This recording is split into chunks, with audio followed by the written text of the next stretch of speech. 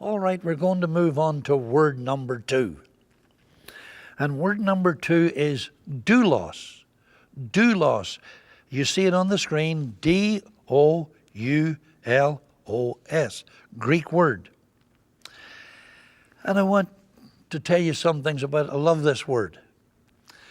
In the Bible, let's say Galatians chapter 1, Romans chapter 1, other places, Paul refers to himself as a servant of the Lord Jesus Christ. Now, the servant is a good word. And doulos includes servant, but it goes way beyond that. In other words, our translation of the Greek word doulos in our King James Bible is servant. But it's not strong enough. It includes the fact that we're servants, but it goes beyond that.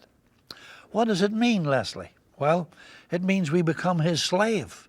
His slave. That's what it means. It's beyond servant. It's a slave. Now, I want to give you 2 things of what it means to be a servant or a slave of the Lord Jesus Christ.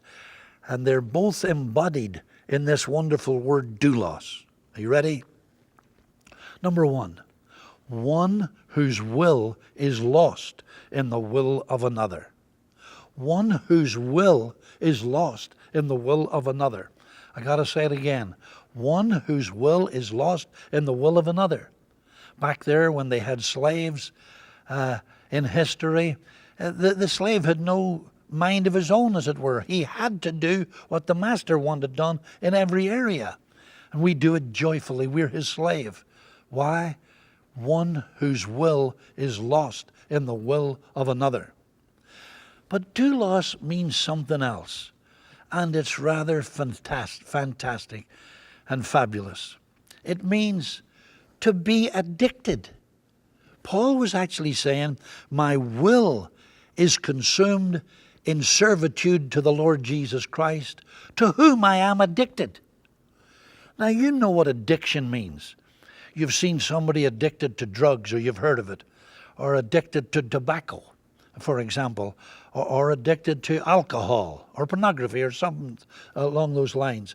They crave it. They crave it. They crave it. They have to have their fix. They have to have it. Paul said, I'm addicted. Same word. I'm addicted. Only I'm addicted to the Lord Jesus Christ. I crave for him. I crave for God. Think of it, friends. It's absolutely beautiful. He craved for it. You know, at one point Paul said, oh, that I might know him in the power of his resurrection.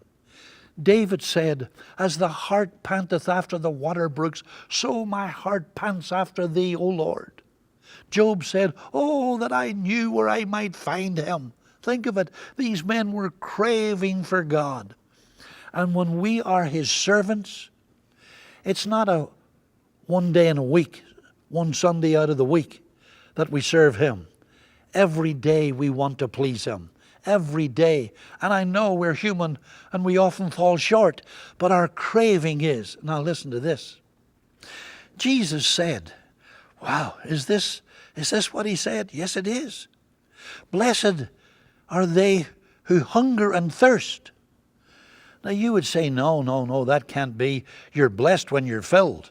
You're not blessed when you're hungry and thirsty. Jesus said, you're blessed when you're hungry and thirsty after righteousness, after God's governorship in your life, for you shall be filled. So if you haven't got this desire, ask God to put it in your heart, that you're hungry and thirsty after God, after the things of God, after eternal things.